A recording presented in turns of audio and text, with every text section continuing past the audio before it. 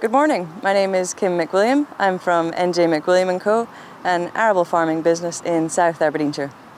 We have a commercial crop of peonies, all the cereals, spring barley, winter barley, wheat, seed potatoes, and we also have daffodils, which we produce predominantly for the bulb for a global market, but we also cut the daffodils in springtime. Off the back of our commercial crops of flowers, we really wanted to introduce the public to how important it is to get flowers fresh. They last so much longer in your vase, and because of that, we came up with this idea of having a flower field that people could come and pick their own flowers. So we started in 2019, and since then it's been really well received by the public. A freshly picked flower will last a week longer in your vase than a flower that's been kept in a cold store for a month. And I think people have really thoroughly enjoyed coming out to the flower field and picking their own flowers and realising the benefits of fresher is better. So we start off in spring, May time, with tulips, and then we go to iris and allium. And then in our summer field we have sunflowers, gladioli and dahlia. We have two flower fields, so our spring field is just next door to our summer field. We tried to use the one field when it first started in 2019, but because of Scottish weather, it proved impossible to get back onto the land to get the spring flowers planted.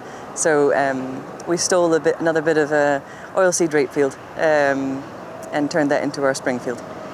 This year was our first year of having two separate fields. We've got one beside Brechin, as well as this one beside Laurenskirk, both beside the A90.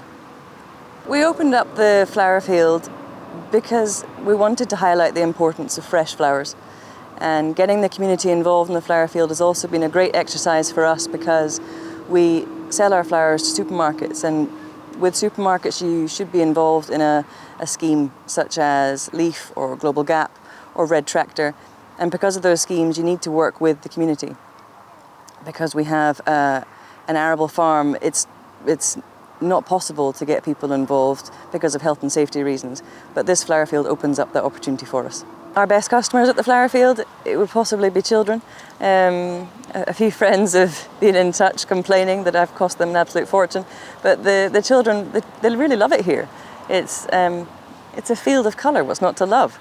And from them coming to pick their own flowers, they get to see the field at different stages. So from the flowers just coming through the ground, and then being able to go and pick them and take them home and look at them open up. It's great, it's fun.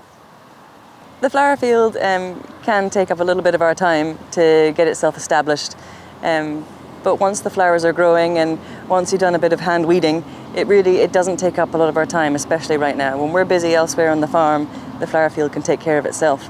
It's also great in that the local community kind of feel like it's partly their field, and they help us with that. They help us look after the field and get in touch if there's something wrong, or it's a lovely asset to the community, this field. One of the potential advantages of the flower field is an increase in biodiversity.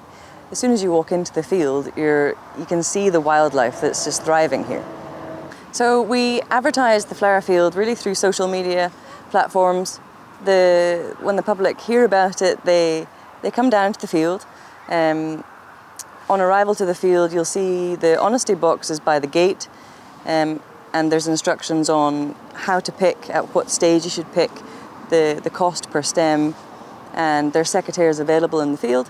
And really, it's just that simple. You see a flower you like, you pick it, and then you leave happy. It's really thanks to social media that we've been able to spread the message about the flower field far and wide.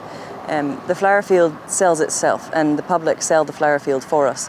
When they come to the field, they'll share the images that they've taken at the flower field. It's very social media friendly, shall we say, and thanks to the public advertising it for us, they've done the hard work for us. Social media has been a great platform for us to bridge the gap between communicating with the public and what we do daily on the main arable farm. With the right to roam, we do have our struggles. But I think it's vitally important that we work with the public because we want to open up the countryside to as many people as we can, but it's about using it responsibly.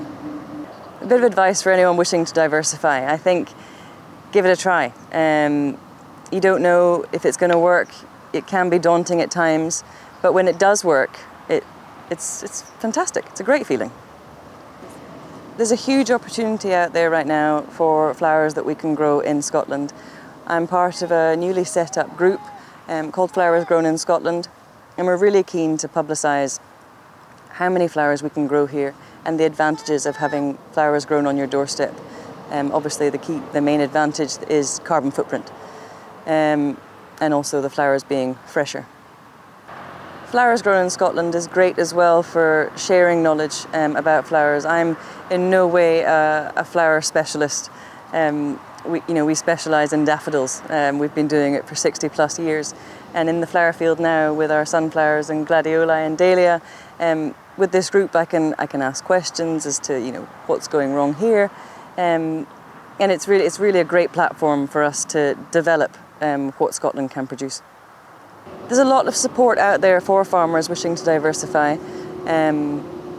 With Flowers Grown in Scotland, it's been great. We just had our first open day, and there's lots of people out there that are up to the same kind of tricks. They're looking for advice and support, and you might not be doing exactly the same thing, but there can be a lot of parallels between your neighbouring farmer or someone in the north of Scotland and someone in the south. There's lots of opportunities out there for everyone to get involved. If you'd like to get in touch, please do. We have a website, njmcwilliamandco.co.uk. We're also on Instagram at njmcwilliam and Facebook. So if you have any questions, we'd love to hear from you.